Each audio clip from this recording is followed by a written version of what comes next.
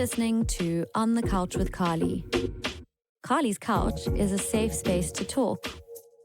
I'm a psychologist, but I'm not your pipe-smoking, tweed-wearing stereotype. Hello, and welcome back to On the Couch with Carly. Today I'm super excited because on the couch is a really cool guest.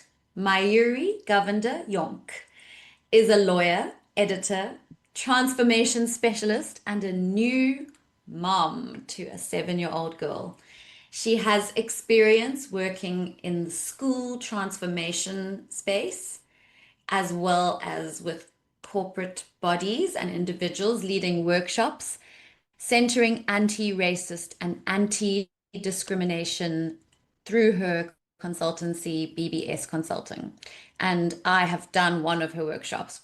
By day, Mayuri is an editor in the publishing space and has a legal and academic background. And Mayuri is a passionate writer and creates content for her social advocacy page on Instagram, Breaking Brown Silence, where she focuses on creating thought-provoking truth to power posts centering communities of color and in particular the South African Indian community. Her tagline, History, Healing, Justice, Joy, is a testament to the backbone of the content she creates to inspire, hold space, push, and hold up a mirror to people to bring awareness to the injustices and psychological impacts we carry due to our individual and collective histories. Whew! So, yeah, I know Mayuri through Instagram initially, and I've also met Mayuri in person doing a workshop with her. I'm trying to remember the specifics of it, but I think it was about how to talk to children about race or something like that. I think there was an element of it. I think it was an anti-racism workshop. Yeah. Anti-racism workshop. So I've been following Mayuri for years and loved all your anti-racism content, but now you are talking about motherhood. Because you are a mother. So that is so interesting to me. I'm so happy to have you on today. And I guess what I'm super curious about is how things have changed for you since becoming a mom. What have you discovered? I think you're such a thought leader, actually, in terms of bringing ideas into the public space. So I'm super interested in hearing what is your experience been of motherhood so far, and what's the fire burning inside of you right now that you want to sort of tell the world about this experience? Hello, first of all. And and the other thing I wanted to just say is, like, I don't know if this is the editor in me. If I had a typo in my bio, but she's 7 months old and not 7 years old. No, I said And 7 years. yes, Oh my gosh, I'm it's all so right. sorry. That's what it's completely chilled. It It was happens, not but a like I typo. don't think I would be in as much of a spin if I had a 7-year-old in my 7 life. months, 7 months. 7 months. She'll Wow. actually be 8 months tomorrow. Tomorrow she's 8 months. The thing I think that is the biggest fire is how much I have this pull to not abandon myself anymore. That is the thing I feel like the strongest as a new mother. Like, I just feel this deep energy to show up at like 210% and ensure that I'm like advocating for her and advocating for myself as a result. I know I've always had a streak of that, obviously with a page like Breaking Brown Silence, but it's just so much deeper and so much more. It just comes from it's a non-reactive place. It's like a very inner child healing space within myself. And I know that a lot of people say motherhood allows you to reparent yourself in a lot Mm. of ways. And that is like one of the biggest things for me. That and just this level of protectiveness and love that I've never experienced before, and I don't think I ever will. So definitely that's the thing that overcomes all of me nowadays compared with who I was before I was a mother, you know? Sure. Mm. Yeah. So the protectiveness, what are you protecting? What do you feel is the threat? Mm. Are you noticing that you are feeling protective against? Yeah, I think it's interesting when you see like elements of yourself come up in situations, little things like, oh, she's crawling, or she's starting to crawl and she's going to pull herself up, and oh my gosh, she might hurt herself, or little things like that. And then the escalation that you can experience in a way. And then you realize, like, I don't want her to hold this anxiety the way that I do, like, and the way I have been as a person growing up sometimes in the world, right? And it's interesting to want like your child to be fearless in a way. Like that's where it's coming from. It's coming from a place of knowing that I can have I've been diagnosed with generalized anxiety disorder from the time I was like for like the last, I think 2014-ish is when I was diagnosed. And I've really escalated into like panic disorder and things like that for a period of time. I've done a lot of work on myself to like deal with that as a person. And so one of the things I want for her is to be able to not have that looming sense of anxiety that she Mm. constantly has to fight against. No, you can't protect them from everything, but I think my energy impacts that. So that is something that is constantly in my mind, not being a blocker. Very interesting. And how do you see that? I mean, you initially mentioned the idea of of not self-abandoning. Hmm. So what is the balance there? How does that play out for you? In what sense? Well, I think what I was imagining when you said not to self-abandon was that Hmm. the act of mothering is a serious act of service to Hmm. another. Hmm.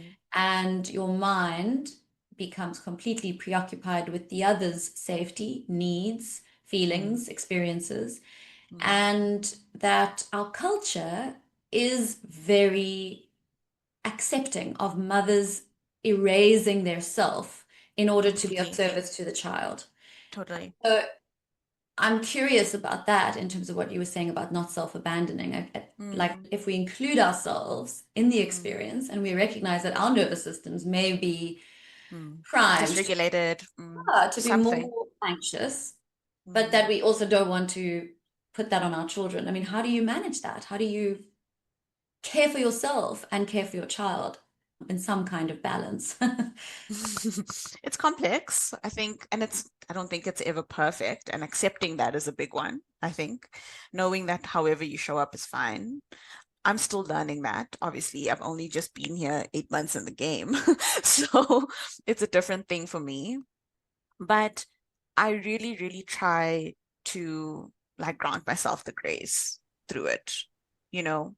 And if I see myself like in a situation, I'm trying to think of an example. Like if I see myself in a space where I'm going to cross my values in order to make someone else happy, or take on too much criticism, or from an external situation where I feel like I'm being criticized or I'm being judged, for a decision that I've made for my child, I stand there and I'm kind of like, no, there's a reason why I'm behind this. I'm not going to fold. And for me, that is such a big act of not self-abandoning. Huge act for me in not self-abandoning and not people pleasing and not deciding that like, oh, like being uncertain of myself. It's that anxiety again, right? That comes into that situation. Like, am I parenting her? Am I feeding her the right thing? Oh my gosh, do I need to get this extra thing that's going to help her? Like, no, actually, I know I got this. So it's really about that assuring myself, finding ways, reflecting on it later, even if I haven't made the right decision in the moment, and going like, no, no, no, I need to course correct here. I need to bring myself back to myself and Mm. feel good about the decisions I'm making, and like, yeah, taking care of myself, whether that is like finding a moment to sit in silence. That's a thing that like was very hard for me to like accept about motherhood in the beginning. And obviously, there was a bit of a push and pull. My baby was in the NICU for 5 weeks. She was born at 34 plus 6, so on the verge of 35 weeks. And she was in there for a long time. So in the beginning, I didn't want to sit in silence because I just had this baby and I wanted her home with me. But when she came home and things started to settle and la da da, I realized like, oh my gosh, I really will never get this quiet moment to myself. I have to make it if that's what I want. Right, right. Sure. And that's Beautiful. a big one. That's a big one for me, finding the space for Make- silence, right? Making it. Yeah, I think I always speak about carving out. You're right. It's not going to be given to you. It's not going to be Mm, on offer. You have to actually like make that effort and mm, be mindful of your needs, first of all, to have that, mm, and then work out how to. And something has to give, right? Something you have to mm, take away from where you would be giving your energy to mm. something else in the system. You have to stop that so that you Yeah. can, and that's really hard. Um, Mm, but I do wonder if maybe for you, given the work you do and the so much thought that you put into so many ideas about, I think yourself, but then also like how you want to show up in the world, perhaps you more than most really knew your values before you had a child. And I think that's quite a critical element. I think, mm, it feels to me like you had established a sense of self and a sense of identity and a value system that you could come back to in yourself. And I think that's so important. I think so many of us have children and then figure out our values as we go. And it makes it so much sure. harder because I remember someone saying to me when I was first a mom, and you just have to be in alignment with your parenting values. And I was like, What is that? What's that? no, like, is this like choosing a political like system? Like, is this like me for life? Like how do I do this? How do I work that Mm, out? So, I mean, just because I think your values are in the right place, can you say to my audience, what are your values? Not necessarily parenting values, but your values that you come back to that if you just go back to yourself, you're in alignment. Those are your values. That's a consistent space for you to return to. I think it's an evolving thing, first of all. And like, sure, yeah, there was thought that I put into that before becoming a parent. I'm an oldie as well. Like, I've had a little bit of alone adult time to think about those things. So not to say that everybody's going to be there, when they're embarking on parenthood either. Um, But I think when I come back to myself, I think being true to myself is very, very, very important in the sense of I everyone inherently knows when something sits poorly with them and why. They don't necessarily investigate why. I know my whys about what sits poorly with me okay. in life in general. Like whether it's an integrity thing, an honesty thing, knowing where I stand for, like in the bigger picture of the world, like politically and socially, is very important to me. And that's underpinned by a value of caring for others, community. Those are big values to me, like things that are centered around togetherness, asking for support, knowing that support structures are going to show up imperfectly, and focusing on people's strengths. That's a big value to me. And it was a strength walking into becoming a mother. I'm not going to lie to you because I got frustrated. Obviously, everybody gets frustrated with the people that sometimes show up, but I could see, like, what, people are here for me, people are here for my baby, people are going to show up imperfectly. But it's Mm. people who love me and my baby. These are good people at the end of the day. We're all imperfect, right? So that was a big one for me. It was something that my husband and I discussed before even having the baby. Like, these sorts of values that we wanted for her and wanted for ourselves in knowing that we needed support, right? I love that so And much. it's a lot. It's a big one. You know what I'm saying? Like, because I didn't want to isolate myself because of something myopic. I didn't want that for myself. I knew I would drown. And it's not to say that I didn't still drown, because that is what becoming a mother is. But I did have places to land, which was important for me. And I'm not gonna ever like downplay that or take it for granted, for my own mother and close friends and my father and my husband, his mother, like just our immediate family, like beyond the fact that like aunties and uncles were checking in and things like that. Like it's important to have your people there if you can make that happen for yourself, right? So that was a big value to me, family and accepting people for who they are, and their intentions. And another big value for me was like keeping it real. Like like between like even Phil and me, like keeping it real, having a hard conversation from the jump, and like getting into it if we need to get into it, and finding a soft place to land, and literally having unpacks, even if we were completely broken as newborn parents. Do you know what I mean? So yeah, keeping it real in discussions is another big. I like to I like to, what is the value behind that? Conversation, having an open conversation is very important to me. So yeah, those are some of the values that keep me grounded and keep me coming back to myself. Love those. Preach. Mm, So, in terms of that, the conversations, was there, I mean, I'm thinking about your NICU experience, and I would also love to hear from you about that and what mm, was hard for you about that. I think that's something so important for all of us to understand. But yeah. maybe you can talk to that, but also just in terms of the idea of conversation, were there elements of the experience of becoming a mother that were hard to talk about, that took I don't know, time to Mm, even understand inside of yourself to be able to express?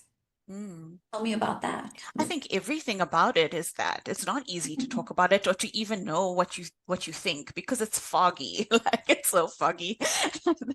And it takes a lot of energy and reflection, which you don't have space for. So things take a long time to process before you can even get to the crux of why you're feeling that trigger or why you need to have that conversation. So everything was hard. But I would say that a bigger place, it's still hard for me to unpack the NICU, but I love having conversations like this because I know I read sometime somewhere that the more you talk about it, the more you release. So it's important for me to keep talking about it and finding space Mhm. for it. That's because that experience was so traumatic, I can't even explain. So that's been really difficult to talk about. And I think the other things like on a micro level that's been difficult to talk about is honestly, just like the triggers that come up while you're parenting, like you don't even know why you're feeling this unsettled feeling, or you're irritated, or you're frustrated, or not with your child even, but just like in the moment of like changing a nappy, and then you're overcome with the strange feeling, and you're like, why am I feeling this edginess? What's wrong with me? And like that sort of thing is very deep. Asking for help was also a difficult one to ask to like, as much as there's been work here, like I think people must also understand that like there's always going to be those inherent things that you find that you've always struggled with that come out in a different way when you become a mother, right? One of them is definitely like it was hard to ask for help or express myself in the sense of from a vulnerable place, like I am struggling.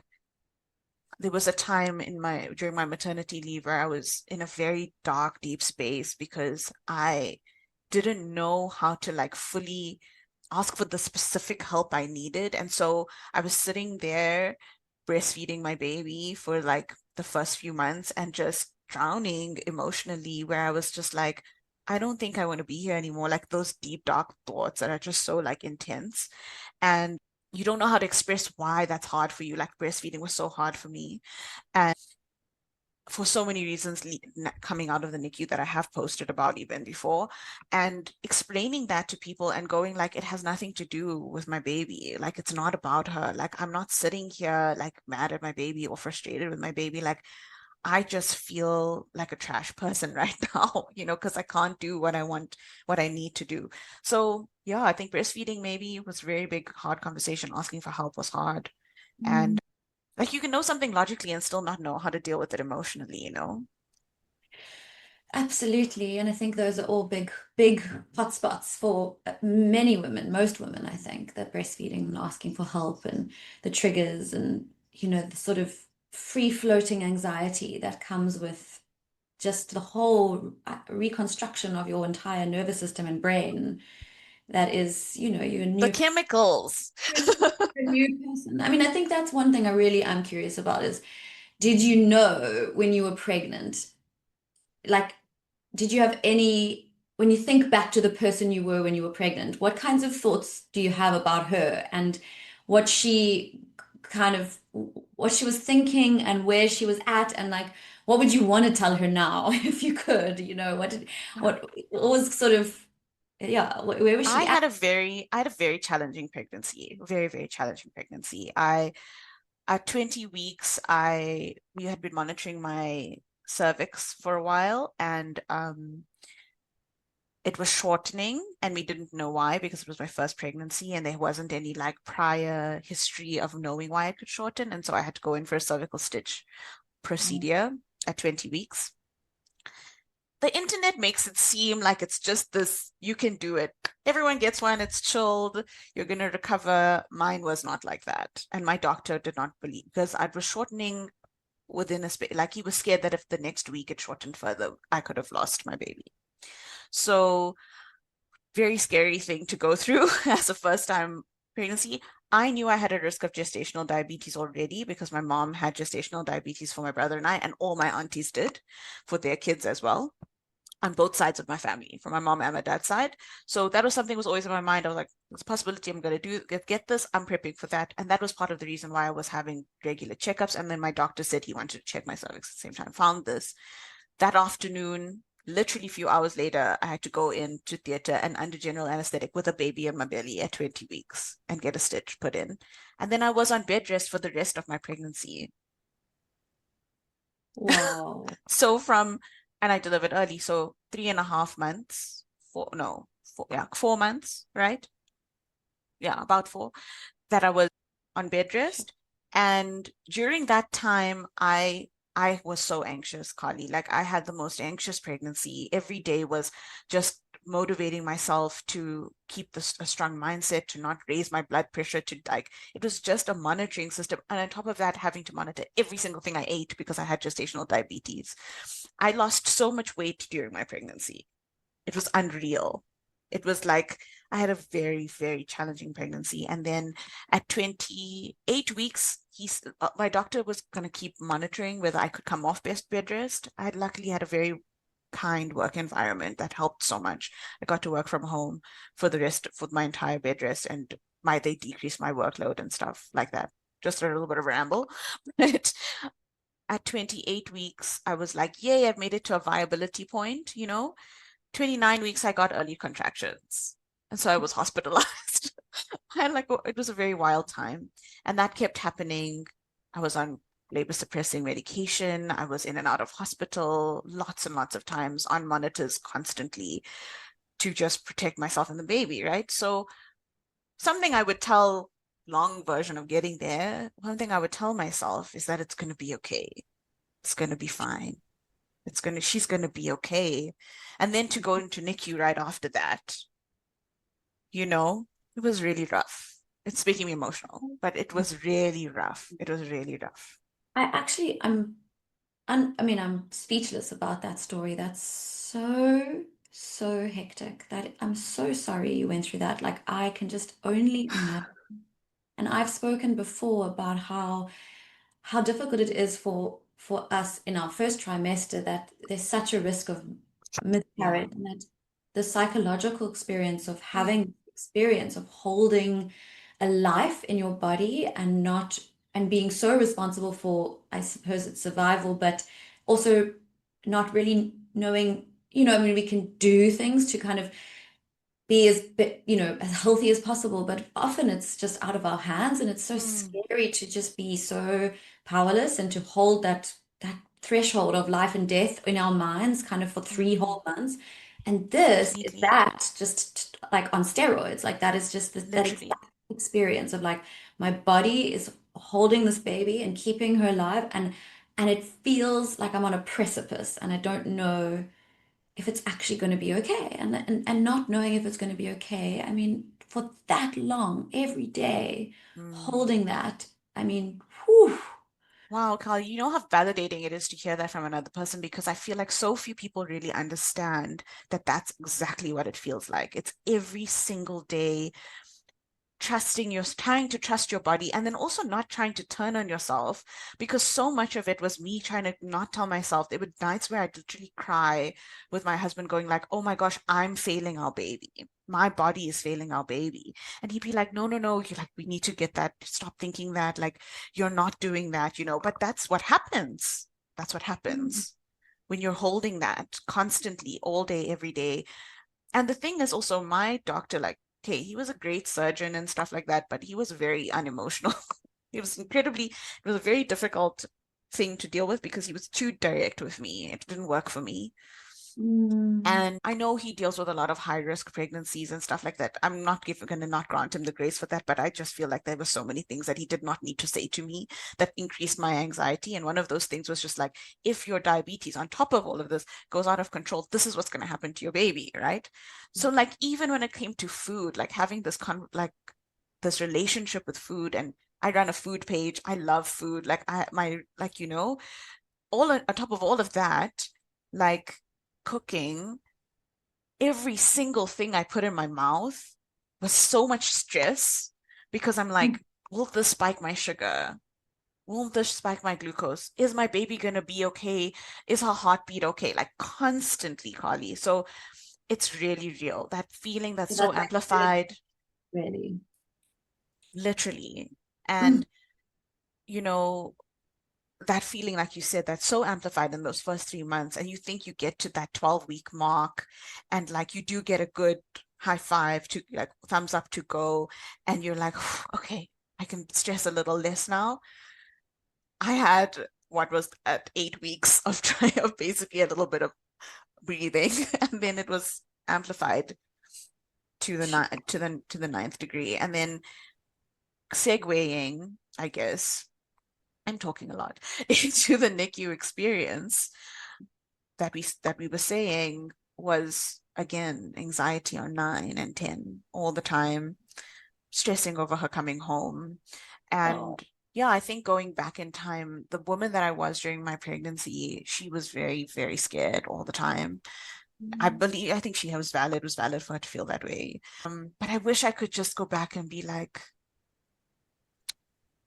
all of the hurdles you're facing, like it will be okay. And you don't deserve this, but it will be okay, you know? Yeah. Mm. I mean, I think, and first of all, please do not worry about talking a lot. I've asked you to talk, so talk as much as you can.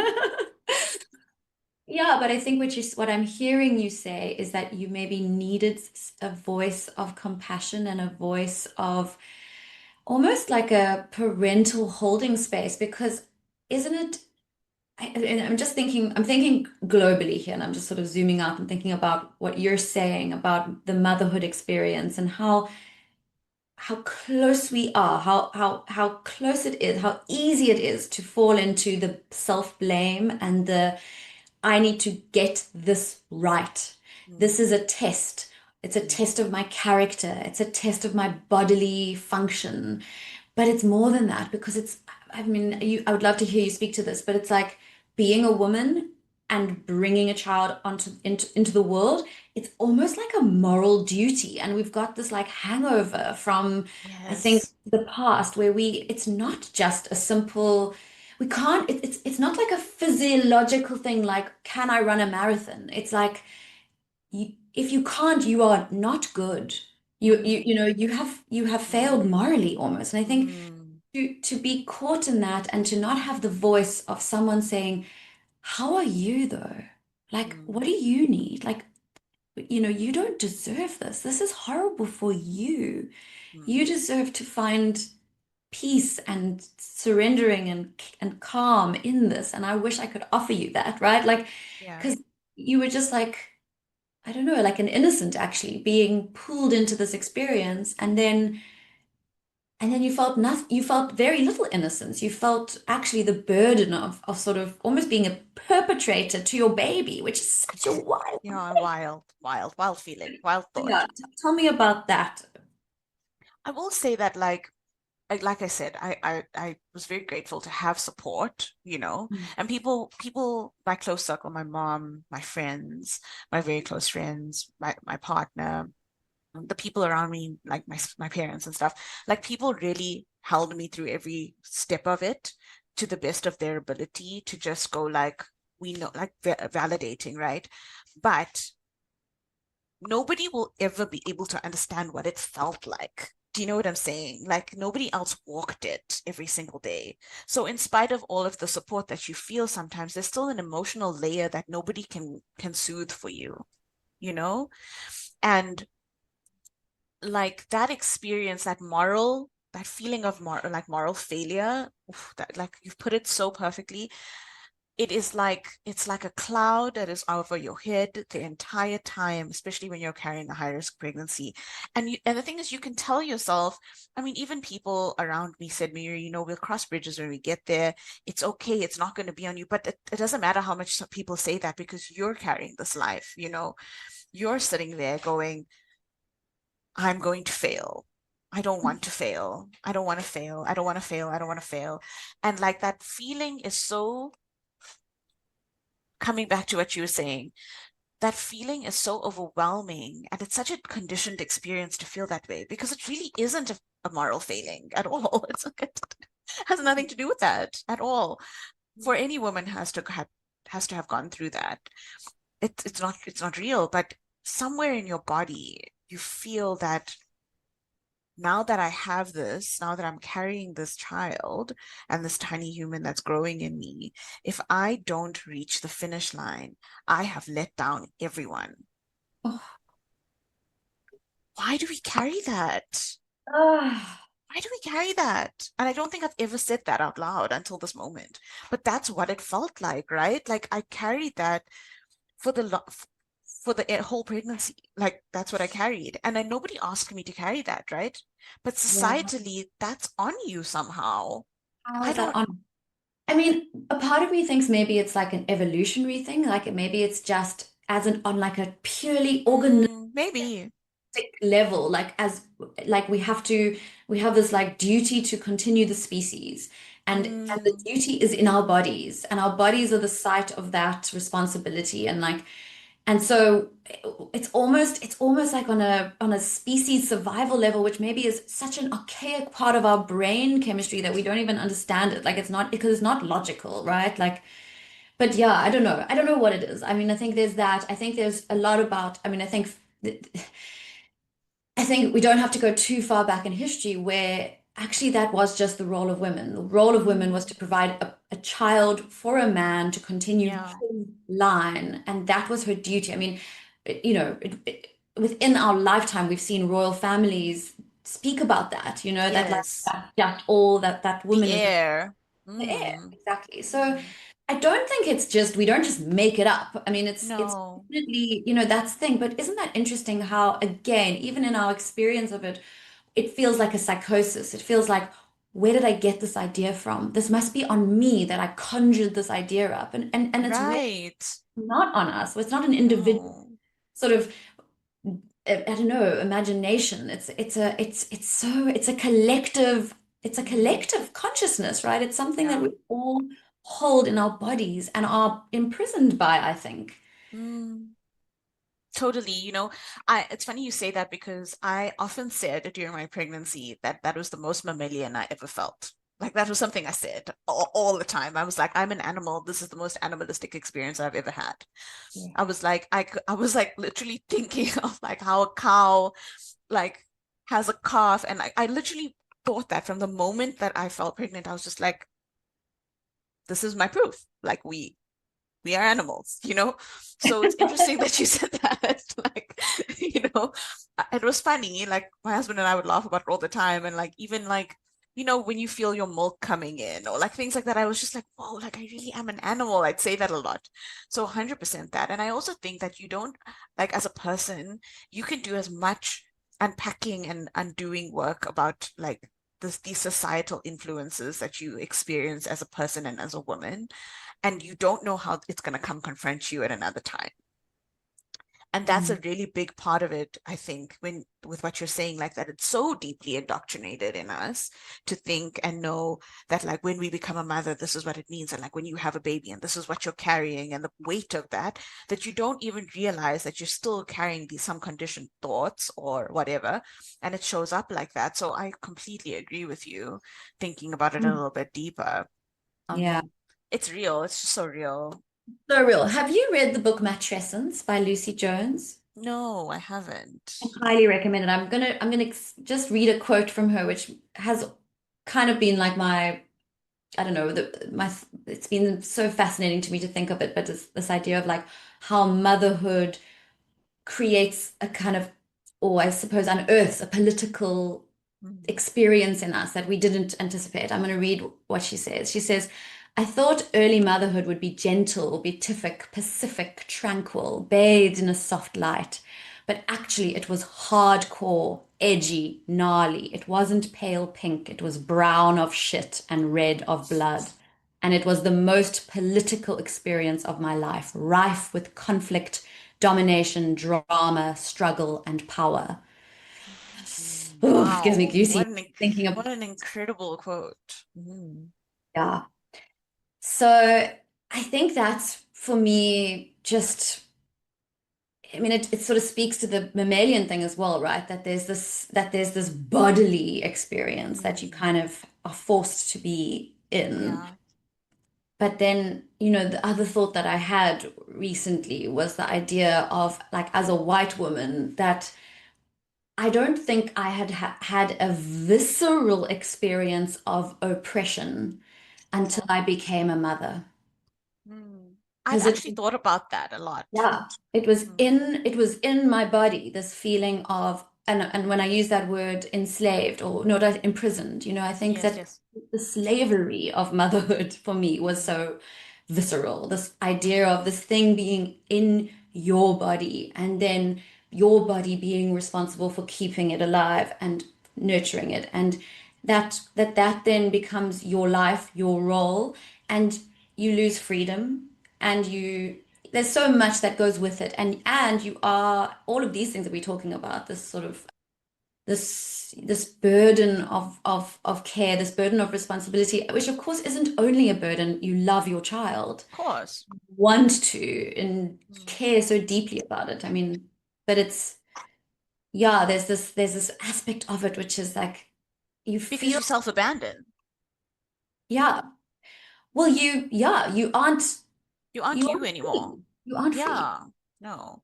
And yeah, I think I've thought a lot about what you've just said about white women and the political aspect of it and the what is the word? What is the word that you used? I said that it was the first time I'd had a visceral Yes, experience of. visceral experience, I oppression, don't think right? I've ever felt oppression before. Mm. And I think that I, when I became a mother and I was like reading a lot of content online, or even when I was pregnant, because I was on bed rest for as long as I was like constantly reading, and I just saw there was like a lot of content that white women make in this Mm, in this in the sphere, like compared with women of color. There's fewer women of color who make content about this, right? About the hardships of motherhood and the difficulties that people experience and holding the space. And there's more white women that create content about that. And I feel like it's because as white women, it's the first visceral feeling of oppression that you feel. So I also the thought about shock it a to the lot. system. It's such Yeah, a it's shock to the system and a shock to the system. realizing and and as a woman of color, like that's not a thing for me.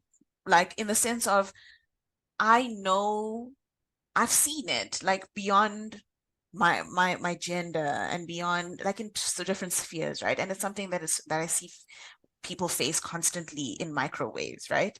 So, but it was still a visceral experience, Mm. even though, right? So I wouldn't say that it like that in a minimizing way at all, like that there's something that's bigger than that, because I still felt that. I still felt this level of like, whoa, I've never felt like I don't belong to myself Mm. anymore, you Mm. know? And that feeling that with the quote that you wrote, that you read, that feeling of rising inside of yourself, because there's just so much, it's not flowery. The experience is not flowering. I don't know a single woman who has felt that way. Like, why do we have those quotes that are just all about the tranquility of motherhood? Like, who wrote that? First of all, right? Like, what were you going That, through? Were the, you the cultural gaslighters, that's what are who. you doing? Like, who wrote that? What happened? Like, do you have an Yeah. internalized misogyny that's like written like deeply inside of yourself or something? And like, that's not to say that those experiences do not exist. It's more the fact that like when I think about postpartums, like fresh postpartum, I Mm. had so much postpartum rage. Like it's unreal. And like even that is not written about enough, I think. People talk about postpartum depression and anxiety and like the what you're going to experience and the downs that you're going to feel. But I was so rageful. Like I was so rageful. I was so full of anger and frustration and like it was like at people for like, how can you not think about this element of this? And like just anger at the world. I felt such deep injustice in the NICU again. Let me speak about that short, like just a little bit about it, like as a segue. But basically, I knew she was going to be there in the NICU because I had a risk of preterm labor, but I didn't know what it was going to be like. I didn't know how long it was going to be. When I tell you that the nurses and the doctors were trash, it was the worst experience I've ever experienced of medical system of my life. And I was in a very good private hospital, so I can't imagine what could be like in another space, right? And my father is a doctor, so I'm going to say that. So I have not ever experienced a level. That was a big awakening to me. I'm going to acknowledge that from like a place of privilege. Like I just remember thinking so deeply during that period, like, oh, this is the the failure of the medical system that women talk about. Like, oh, women experience this every single day, going to the hospital, not even pregnant. Oh, women experience like that was a big awakening for me. I will say that of understanding. That's why I'm saying, like, I think it still was a visceral, like, awakening of oppression, even if it wasn't the only one I've experienced. I feel like it was the loudest because it was me, right? Personally. And seeing my child go through this and being in such a vulnerable state and having to trust people so deeply to take care of her and make the right choices. And what the hell do I know as a new mother, right? I am like literally putting all my weight on these people to make the right decision. And then to find out that actually my doctor is doing the wrong thing here. He's keeping her for too long. There's nothing wrong with her. She doesn't actually need to be here for that long. I forced her discharge. I forced her discharge. I don't know how much longer she would have been there. I don't know how much more money they would have taken from me. Like it was such a political decision. It was such a moment of real oppression, right? To feel that Wow. in a private hospital and feel so powerless, even on top of the fact that like I posted about with breastfeeding, right? I wasn't allowed to latch for 3 weeks. 3 weeks, Carly. They did not let me latch for 3 weeks. Oh my God. I was like every day Is it a asking, baby-friendly hospital? I don't know. Like, I don't think Oh, so. I don't no, they think don't so. do It doesn't kangaroo. sound like it. Sorry? They didn't do kangaroo care. Oh. We did do that, but it wasn't even something that was like every day a conversation, right? It was something I had to constantly ask for. To something I had to keep advocating for myself about. When how can I advocate for anything when you come out of that state? I have like an open C-section wound. I'm sitting in a NICU every single day, like days after giving birth, right? Not being able to rest. And then I need to ask you to, will I be doing kangaroo care today? Why do I have to advocate for that, right? And then speaking to friends, I will say, do you know Kelly Van Royen, who runs the Conscious Parenting Coach? She's changed her handle now, I think, Yes, but she yes, used to yes. be, She emigrated, yes. no, she's still here. She's Oh, in Mpumalanga, I think.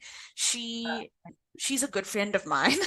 yeah. And I spoke to her a lot about this time, like trying to, and she was like telling me, if you can try and get a lactation specialist to show up for you in the hospital. And like, it was really wonderful advice. She really held the space for me, but I didn't have the capacity, right, to even think about doing that. I was like spinning all the time. My hormones were like on one. I can't even tell you. So I was there asking my doctor every day, when will I be able to latch? When will I be able to latch? And he would be like, no, she's not sucking strongly enough yet. I don't think. But wouldn't that have helped? Anyway, whatever.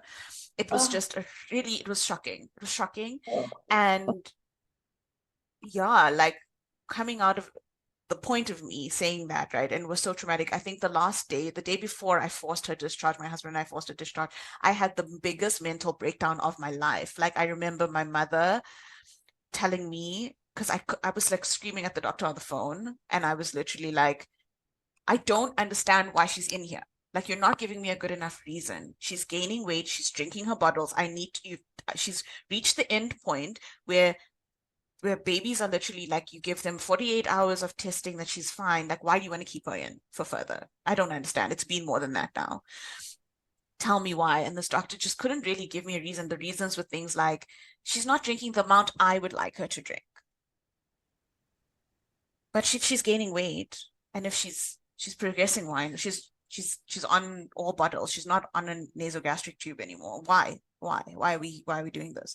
So it was a lot of that fighting. I had so much fight in that early period of motherhood. In the first 5 weeks of becoming a mother, it was all fight, and I was rageful, and I was angry at my husband, and I was angry at everyone around me, you know. Mm. It is not a flowery experience. And for women who go through this NICU experience so early in, I know that there are a lot of women who are very supported in the NICU. That was not my experience. But women who go through similar experiences as mine, like, I don't know how you even process that rage afterwards. I still feel like I'm still working on it, you know? So that's what I feel. I agree with you in the sense of it's I have never felt that imprisoned than during that experience, and how much it has lived in me, you know? But that's, I mean, what you're saying, it's like such an abuse of power, right? Like that kind Really, of power completely. over, and the power that they hold, which is really to, because we are so vulnerable, because babies are so vulnerable, because your baby was so vulnerable in particular, that they have Yeah, even more power, and that they would take that vulnerable time and actually use it to have power over you. I mean, it's just so sick, yeah, so unsupportive. And I can imagine how angry you felt. And I think, honestly, anger is the correct emotion to feel. I mean, it's righteous anger. Like that is what you should be feeling in that situation. And also the sort of, talking about like the bodily autonomy piece, like, to feel like you as the mother, which you've now spent however long, 8 and a bit months, like being responsible, being the body that keeps this baby alive. And then the baby gets taken from you and gets taken to a hospital where you aren't allowed to be with the baby. You aren't allowed to offer the baby what you as the mother know is what you need to offer the baby. That you get cut off from your, everything that we talked about, this sort of growing responsibility in you and this the onus on you to do this thing, and then you get sort of severed, that you can't actually use your body in the way you want to use your body, and no, you need to use your body to care for your baby. I mean, that is just so no, it was devastating. terrific. It was Devastating. terrific. And when I did eventually get to latch, I just remember like craving those, because that was also the only time I got to be alone with her in a room, not surrounded by other parents and other babies and nurses. That was like the only time I got, and I realized it was 3 weeks until I got to be alone with my baby. Like, in alone with her, completely alone, nobody else. It still makes me so emotional to think about it, because it's shocking when you think that that's not what you're supposed to experience at all. No, it's a huge loss. You lost And, time. 3 weeks, of not being able to hold her whenever I wanted, to pick her up without asking for permission, it's just crazy the things that parents go through in that unit, to be honest with you. And you surrender because you have to go, we just want this baby to get to term, or when they're safe enough to be released, and then we can start our lives. But life started already. Life has started already. And you just have to move, and you don't know. And it's horrible for the dads too. You know what I mean? Like, my husband was there experiencing the same things as me, and hoping for his moment of connection with our baby, and like feeding her even with a tube. I have photos of us, and it's just like we'd come home depressed every night. Every night we'd get back in the car at 10 o'clock when the unit was closing, and drive home in silence, and then he'd get some rest, and I would be waking up in the night and pumping and crying. Do you know what I mean? It was just crazy, like, that time of our lives. And nothing prepares you for that loss, right? No, nothing prepares you for that loss, and nothing prepares you for the emotions that come up as a result of feeling discriminated against, right? In that moment, or silenced. Because that's such a deep feeling of silence that women in that situation feel. It's such a deep feeling of silence because your voice really doesn't matter. You have to trust what's happening around you. And they'll sit and talk to you about, like, it's just also like we could talk about this forever, really. Like, people are so desensitized in those environments, they actually don't even realize what people are going through, you know. I haven't even gotten to the point yet of like writing a letter to that doctor or to the hospital, but it's there, the draft's there. I feel like I just have so much to say and I don't want it to feel incomplete. But it's very real. Motherhood is very raw. It brings out, but also starting it like this on such a traumatic note, like it's a big shift and it's messy, you know? Mm. Oh, I just feel for you. I mean, I could just only imagine. Have got a few clients who've had NICU experiences, and unfortunately, it's always traumatic. I mean, it is Mm, just so traumatic, and it sets it up, it's the start of it. And that breastfeeding piece is such a fundamental piece because full-term baby lands on your chest, baby is immediately in contact with you, immediately latches after birth, all of that, you can still have breastfeeding struggles. It's very common, mm. very, very common. Yes, very common. But to have that NICU experience where there is so much that gets in the way, that interferes, that prevents that natural, quote unquote natural. I mean, I hate that word when it comes to childbirth Mm, and everything after because it yeah, feels like again such an imprisoned, yeah, oppressive word actually. But really you got fucked with basically. Your everything that felt natural to you got fucked with yeah, and then when whether you're you know a mom who's experienced that or not, when you have those breastfeeding struggles, again, it's those same narratives. yeah. Body is failing me. This is my one Mm. job. Moral failing. I mean, there's no breastfeeding mother who doesn't feel like it's a moral failing if she struggles to breastfeed. And It's just, it's wild. It's so wild. I feel like when I finally got, even with the pumping, to be honest with you, but like when I finally got to latch and like at first it was all right, but then I feel like we needed a lot more work because my supply was impacted, like so much was impacted, right?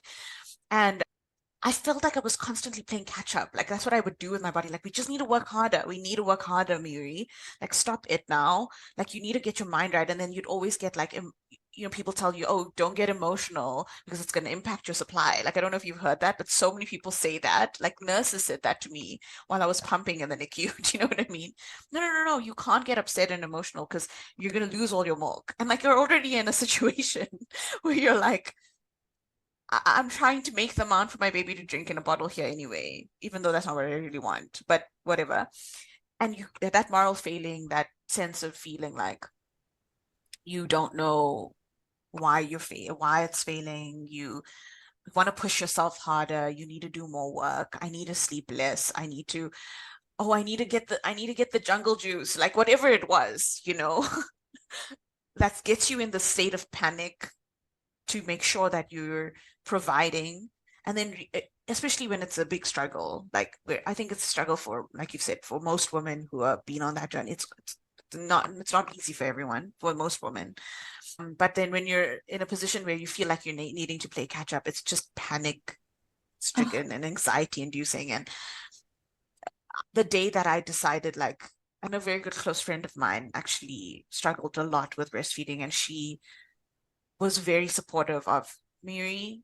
It's okay if you need to bottle feed. Like you need to get to the place. Like this is how it worked for me. Like this is how I felt the moment I decided that I needed to do this, and it wouldn't be me screaming at myself every single day. And I was very grateful for her sharing that with me because it really helped me get to that point. It was sooner than I really, really had hoped that I could have breastfed longer than I did, but I had to be honest with myself. Like it was not serving my baby and it was not serving me anymore. So I had to be honest and go like, what is actually going to make me happy, make us happy, and she's gonna be fine. Like there's tons of bottle-fed babies, formula-fed babies in the world, and they're okay. And my baby is completely okay. I have the evidence of it. She's fine, you know. course. And my mom even at one point said to me, you've had a different story. It's okay for you to stop now, It's all right that Amelia is formula fed. Let's just go with that.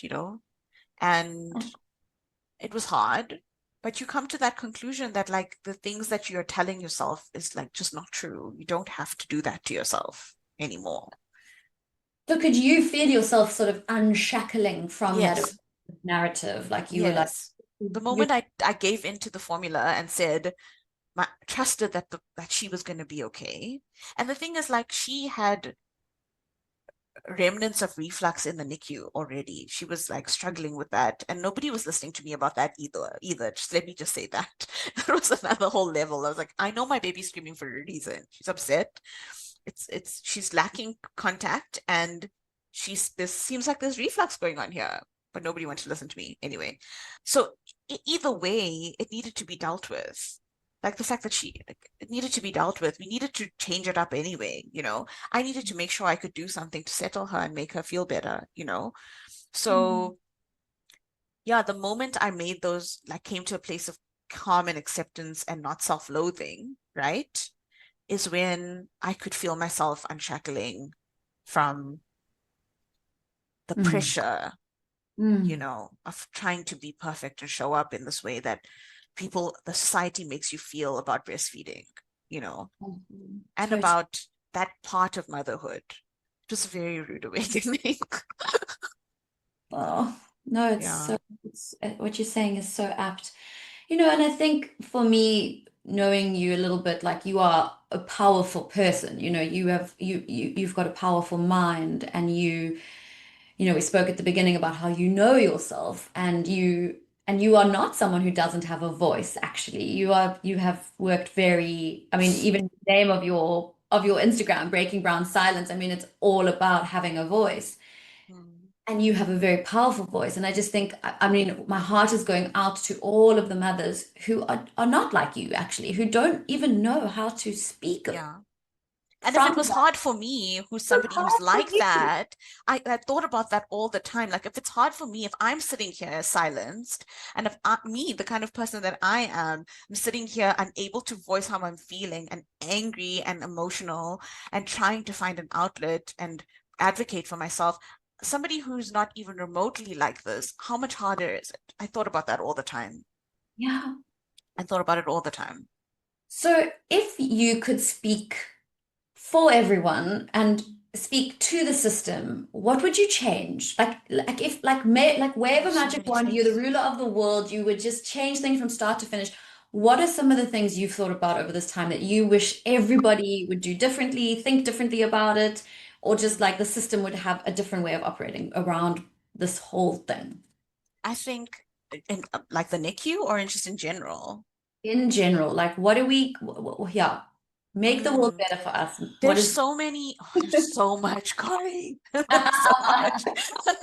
There's so much. Can you write a I book? feel like we should write a book, man. Like there's so much to say. But I think that there's so much mental health support that needs to be put in place for pregnant women and yeah, like fresh mothers in general. I think that that specialization in that space and then putting them in those environments, hospital environments, doctors need to start sitting with maternal and postpartum psychologists and like having them on call for their patients who are going through high risk pregnancies.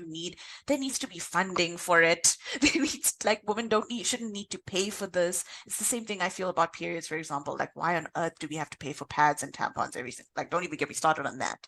So you know what I mean? Like there needs to be funding behind it, especially in a private hospital. You're paying so much money already, right? Offer me some support from the beginning. Help Yeah. me. You're dealing with a woman that's going through IVF, for example. Like I didn't go through an IVF journey, but women who are already going through that, as a doctor, offer the support already. Let her Yeah. have don't make her go and seek out a psychologist for that. Offer it. Have somebody on call. Work with people closely. That's one of them, right? In terms of the NICU, in and of itself, there is so much that could change. And I can only speak from my experience. People Mm. need privacy. I've spoken to my dad about this so much. Like, people need privacy. You need to create spaces inside of the NICU for people to have alone time with their babies. You need to have comfortable chairs. Can I just say that there are women who have open wounds sitting there trying to sit with their baby for 12 to 18 hours a day with little breaks to feed themselves and pump. Please, man, make it comfortable, right? Mm. We should not be sitting on little office chairs and things like that. That's insane to me, right? It is so abusive. The fact that people that work in those environments, they need to be trained on like bedside manner, emotional regulation, just kindness. Like, it's the things that I've went through on the micro level with nurses, like it still enrages me when I think about it. Things I had to go take to a head nurse. Do you know what I'm saying? Like, why did I have to get put in that position as a new mother, right? I'm so vulnerable already. And like, for women who can't even get to the point of speaking to the head nurse, like, I can't even imagine how somebody felt when they didn't get to do that, like for themselves, how much more that must have felt that they didn't have the power or the strength inside of themselves to get there, right? So much of that, so much support. Lactation specialists need to be Mm. easily accessible to women in hospitals. Maternity wards need to be, and I know it comes down to like also staffing and funding and all of those things, but there's just so much that can be that is left for us to do. Like, it's unreal that how much I would do if I could. Yeah. Those are just some of my ideas. Yeah. I mean, I hear you, and I think that that's, you know, like I suppose it speaks to like a greater issue around mental health services not being available, full stop, Yeah. um, Yeah. to vulnerable Yeah. populations, to No. And it's standard, and that women who give birth are vulnerable population. And I think that maybe is the sort of the headline here, which is that Mm, we we actually treat mothers both. There's actually a brilliant quote in the Matrescence quote. I'm just going to pull it up because I just read it and I wasn't going to bring it up, but it's such a flipping good one. This idea that I was responsible for the literal survival of an actual person, the dissonance between what I felt in myself, that this was a big deal, and what I felt society and culture were telling me, that this was not valuable work, although you have to get it totally right, was bewildering.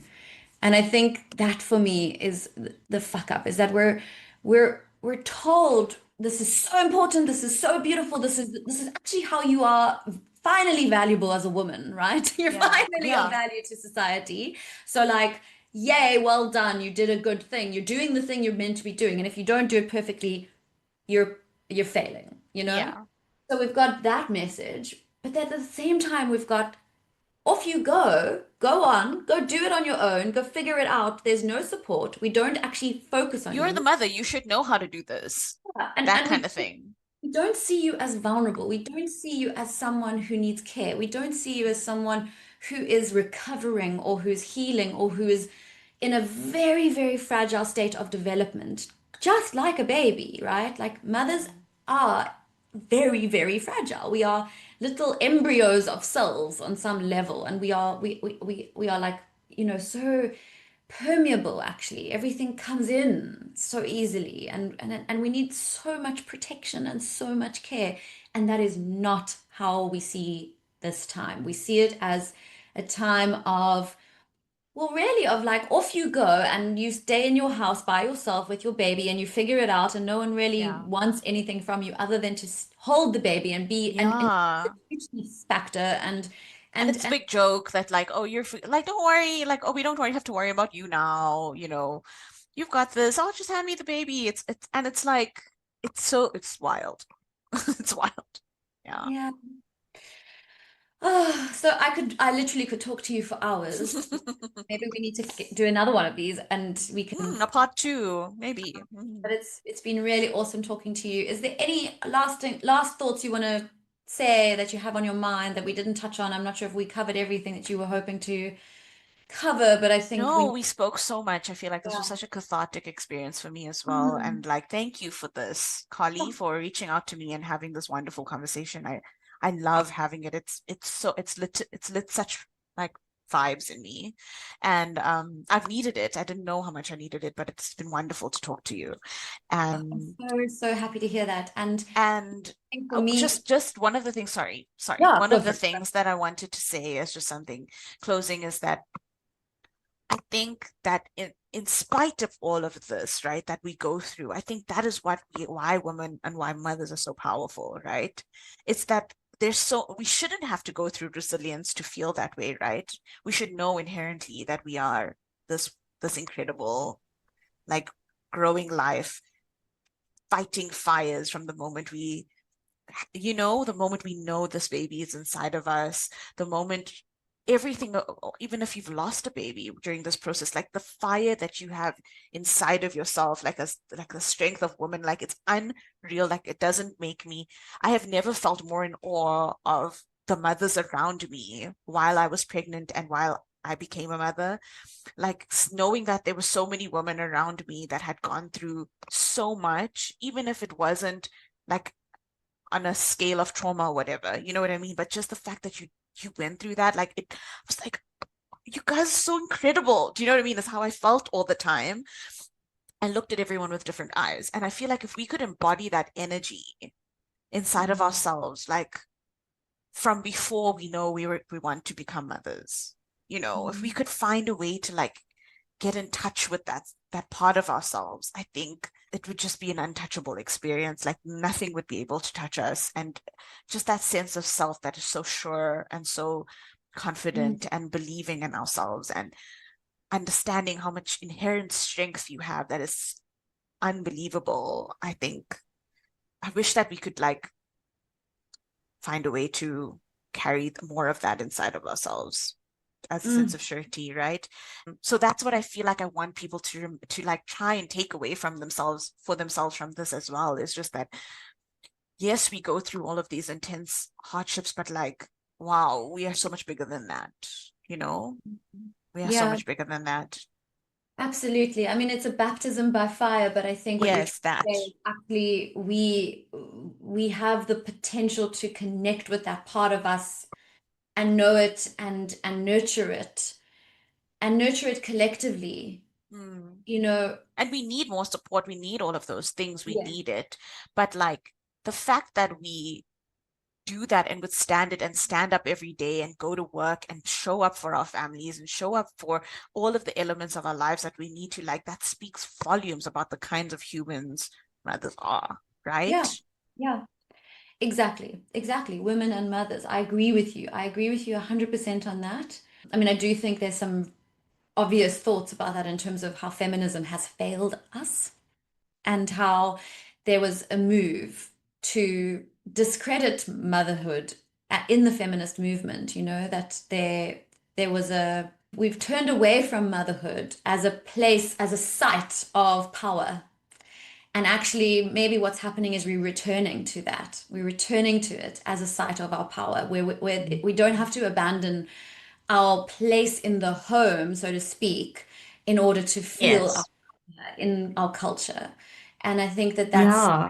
so beautiful. Maybe that's actually the message. And without going into any kind of like trad wife territory here, you know, but actually it's about an internal power that we possess. And so that's beautiful. I love what you've said. Thank you for adding that. I'm glad you added that, so it didn't feel just like we were just talking about the devastation of it, because it's not. We rise like the phoenix from No, the it ash. can be both. That's always been a thing also, right? With Breaking Brass Islands, it's always been about the both and. It's everything. We are everything, right? And like it can be this intense experience and it can also be this ability to accept that this is what we go through sometimes until the system is not broken, right? But in spite of, look at how fucking incredible we are. You know what I mean?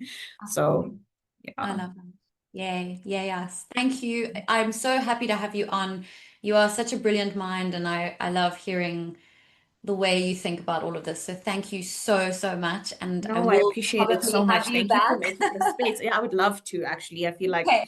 could make the best series of this if these talks, Yeah. you know.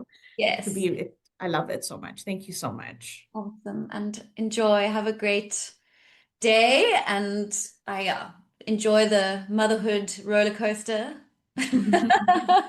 And you. Thank you. Bye. Cheers. Thank you so much for listening to On the Couch with Carly. If something in this episode resonated with you or made you feel less alone, that means the world to me. You can find us on Apple Podcasts, Spotify, and now in video format on YouTube. For exclusive content and resources, visit our website at onthecouchwithcarly.com. If you enjoyed today's conversation, please consider leaving a rating or review. It really does help others discover our safe space for authentic conversation. Until next time, please take good care of yourself. I can't wait to be back on the couch with you again.